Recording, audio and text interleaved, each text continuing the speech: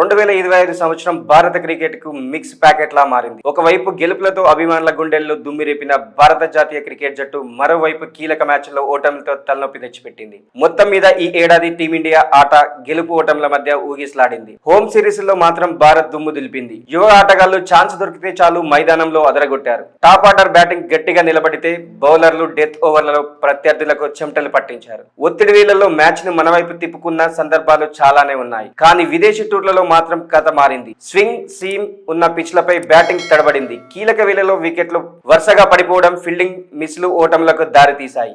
ఇంత దగ్గరగా వచ్చి చేదారిందేంటి అన్న మాట అభిమానుల నోట వినిపించింది. టెస్టుల్లో పోరాటం కనిపించిన స్థిరత్వం లోపించింది. యువ ఆటగాళ్లలో టాలెంట్ ఉన్న అనుభవం కొరవడింది. అదే సమయంలో సీనియర్లు కొన్ని మ్యాచ్ల్లో భుజాన వేసుకుని జట్టును గట్టెక్కించారు. మొత్తానికి 2025 టీమిండియా ప్రయాణం ఆశలు ఆందోళనలు కలిసిన సీజన్. గెలుపుల జోరు కొనసాగితే, ఓటముల నుంచి గుణపాఠాలు నేర్చుకుంటే రాబోయే రోజుల్లో టీమిండియా ఇంకా స్ట్రాంగ్ గా తిరిగి వస్తుందన్న నమ్మకం మాత్రం అభిమానుల్లో గట్టిగానే ఉంది.